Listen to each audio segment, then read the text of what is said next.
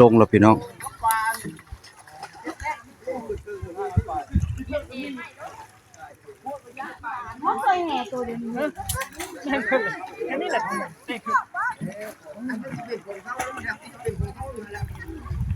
จะได้ปลางอม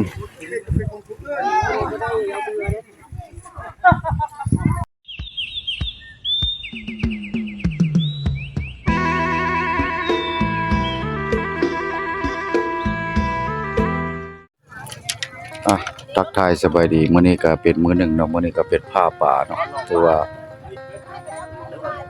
ป่าอยู่บ้านถ้ำหรือว่าบ้านเรางัวเนาะคนมาหลายเป็นพิเศษได้นี่เลยมาเบิ่งมาลุ้นนำกันป่าใหญ่หลายพี่น้องเนาะน้ำในเลือกตื้นก็ประมาณอยู่3เมตรปลายเนาะสิเป็นพันธุ์ผสมเนาะป่าในหรือก็ป่าธรรมชาติแต่ว่าป่านี่หลายแน่นอนเนาะแต่ว่ามาคอยมาลุ้นนำกันตอนนี้แหละคนถือว่าหลายเนาะก็บ่จำกัดก็เป็นจุดหนึ่งที่ว่าแข่งขมวนที่ว่าผ้าหนองนี้เนาะที่ว่ายาว 4-500 เมตรเนาะคนนี่กำลังมาพี่น้องแค่พื้นหนึ่ง50,000เนาะกระดุง30,000ก็เพิ่นก็ขายปีนี่ก็คือหน่วยบริการขายปีปกสกสเฮาเนาะท่านผู้ชมท่านใดที่ว่าเข้ามาก็จับจองปีบัตรได้เลยก็จึงได้ลงหนองเนาะมื้อนี้เพิ่นก็เปิดพิเศษที่ว่าให้เป็นวันเสาร์เนาะวันที่16แม่นล่ะขอโทษขออภัย16เนาะวันนี้ถือว่างานใหญ่พี่น้องเพราะว่าหมดเมืองตะแขกเนาะมาพาหนองฮีนี้ป่าก็สิมีบ่มีก็มาเบิ่งนำกันเนาะคนกำลังหลั่งไหลมาแต่ว่า8:30เพิ่นก็ลงเนาะมาเบิ่งนำกันเนาะพี่น้องเรือก็มีเนาะท่านผู้ชมเพิ่นเอาเรือลงไอ้สัตว์ใส่กระดุมคอย่อเลยเดี๋ยวย่อเอาเรือขึ้นเลยก็แล้วได้เซียนป่าใหญ่ฮะยิบคล้องบ่นี่มาจะคนบ่นี่2-3 คนเนาะยิบเจือได้ป่าใหญ่ได้มื้อนี้ได้ป่า3 ปีแล้วปล่อยบ่ได้ลง3 ปีแล้วมันสิมีพันธุ์ผสมปลาในปลานิ่นปลากินหญ้าปลาดุกพันธุ์ที่ว่าครบทุกนะชนิดนะชนิดเลยแห่พื้นหนึ่ง50,000พี่น้องกระดุง30,000เนาะชาวเมืองตะแคกเขตขมอนถือว่าบ่มีกำหนดออกมาหมดเนาะมาตึกหรือมาลิ้นมาเที่ยวมาชมเนาะ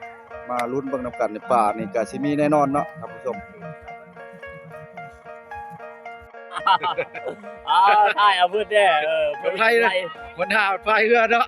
คนหาเพื่อนพายเรือไล่ละปีนี้ได้เปรียบขนาดได้พายเรือได้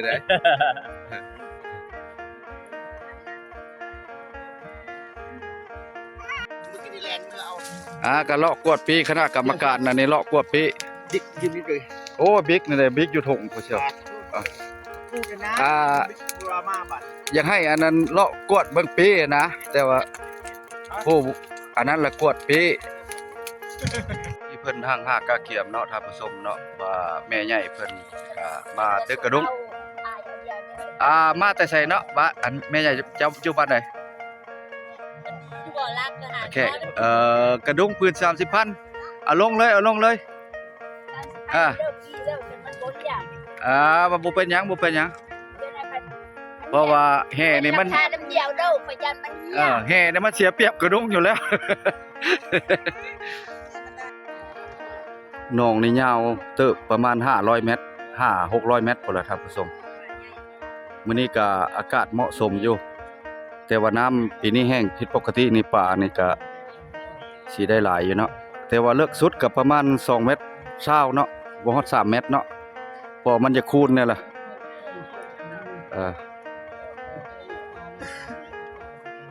เอาแปลงเหือฮะได้เปรียบอยู่แล้วจุดนี้ละมันเลิกแน่ฮะจุดเหือจะอยู่นี่ละ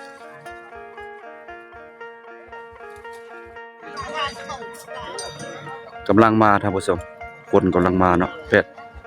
ประมาณ8:30นนี่ก็ถือว่าเจ้าเมืองออกมาแล้วถือว่าเพิ่นก็สิลง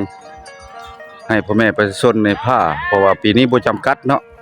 สิบ้านใดเมืองใดก็แล้วแต่พื้นหนึง50,000กระดุง30,000เนาะบ่แล้วก็เอาอีกเนาะเพราะว่าปีที่3นี่แหละพวกเฮาปล่อยป่านี่ก็เป็นพันธุ์ผสมเด้อน้ำก็แห้งแน่ ไอ้มีแห่ใหญ่บางเทื่อก็ได้ตัวน้อยพวกนี้แห่น้อยได้ตัวใหญ่ก็มีได้เนาะอันนี้มันเว้าบ่ได้เด้โชคในมานมันเอาประชาสัมพันธ์อีกเนาะผู้ใด คนนี่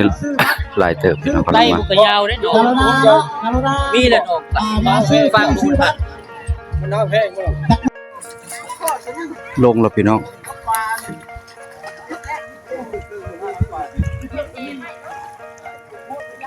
ไม่เคยแห่ตัวเดียวนี้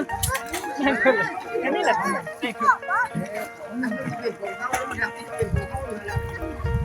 จะได้ปลางอม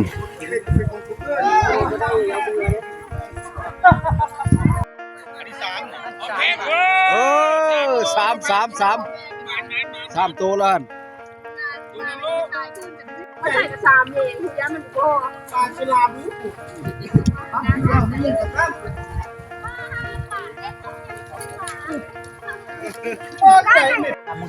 คณะกรรมการนี่บ่ได้ลงเด้อพี่น้องนะ ขายปลาสดๆ เพิ่นบ่ลงเพิ่นว่าเนาะนี่คณะกรรมการนี่ ปลาเค็งกับตัวซ้ำพี่ซ้ำพี่น้ำมันแห้งตายอะปลากินหญ้าจนเป็น20-30ตัวมันตายน้ำแห้งปลามาก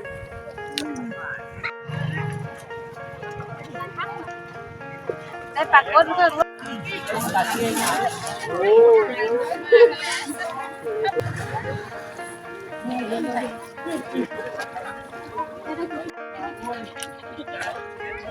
ผู้ใดก็ได้ผู้บ่ได้ก็บ่ได้ท่านผู้ชมเนาะยังบ่ฮู้กันเนาะเพราะว่าป่ายังบ่งอมคนหลายแล้วก็จุดป่าก็ยังลงบ่ถึกก็มี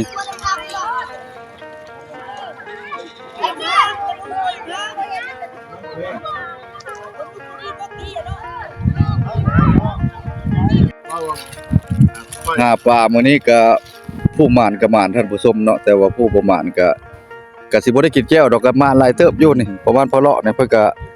ได้อยู่ของเพิ่นบ่ได้เอาขึ้นมาเนี่ย ยังจะของเอาผู้เดียวนะ เออ มันมีใครเอาถึง เขาบ่เอาดอก มีเนาะเขาขายกระเล่ม อันนี้ละปลากระดุงเด้อท่านผู้ชม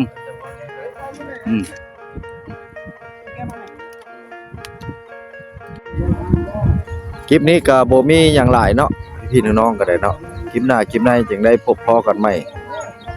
ตอนนี้เพิ่นก็ยังพากันฉลองกันอยู่เนาะพากันดื่มกันกินในหนองนี่ล่ะ